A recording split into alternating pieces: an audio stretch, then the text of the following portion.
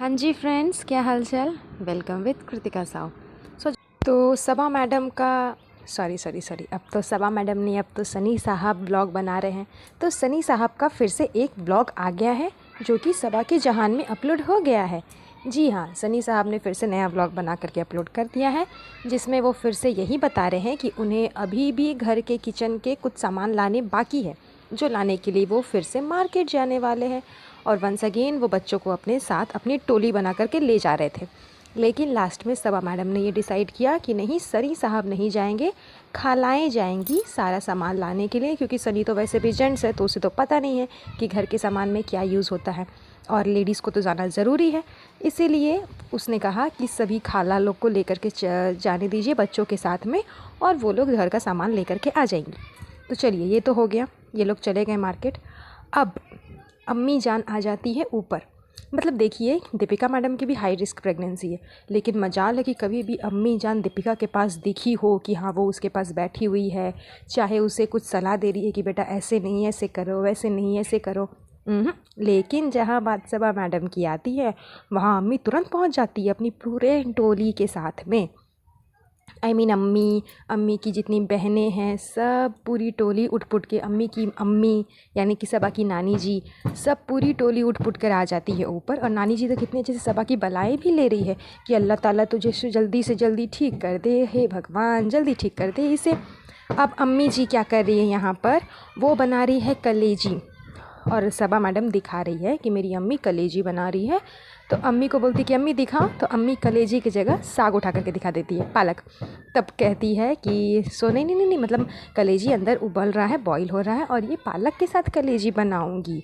सबा madam ने अपनी mummy का बड़े अच्छे से यहाँ पर मजाक उड़वाया कि अम्मी देखो ना, अम्मी को बोला था कलेजी दिखाने, तो अम्मी ने तो साग दिखा दिया और कह रही है कि कलेजी है। ओहो, मतलब कि गजब हो अम्मी, तुम भी झूठ मूठ का मेरे ब्लॉग का तो तुम कचरा कर देती हो। साथ ही साथ मैडम ये भी बता देती है कि अम्मी मेरे लिए नहीं बना रही है, खुद के लिए बना रही है, क्योंकि कलेजी गर्मी करेगा ना तो मैं अभी नहीं खा सकती हूँ।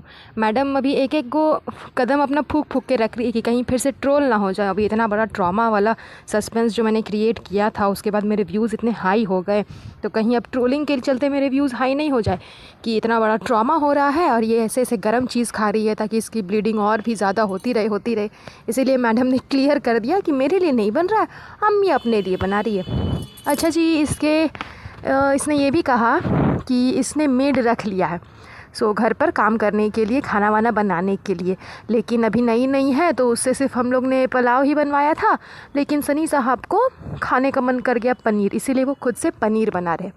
मतलब दामाद का आया हुआ कुछ ही दिन हुआ है, बीवी की सेवा में तो बेचारे हाजिर है ही, और उसे खुद भी कुछ अगर खाने का मन हो रहा है तो वो खुद ही बना। जबकि सनी साहब ने कहा कि उसे बहुत दिनों से उसने कुछ बनाया नहीं है। उसने ये नहीं कहा कि खाने का मुझे मन हो रहा है, पहले उसने कहा कि बहुत दिनों से मैंने कुछ बनाया नहीं तो सोचा बना लूँ, उसके बाद खाने का भी मन कर रहा है, क्योंकि जनाब तो जान रहे हैं कि व्लॉग तो बना रहे हैं, अब रिकॉर्डिंग भी हो रहा है, कहीं बोल देंगे कि खुद से बना करके खा रहे हैं तो फिर क्या नहीं, मतलब नया ट्रोलिंग फिर स्टार्ट हो जाएगा कि ऐसे हो गया वैसे हो गया, सनी साहब खुद से बना बना कर खा रहे हैं, बीवी की सेवा में तो लगे वही है और खाना भी खुद ही बना रहे हैं।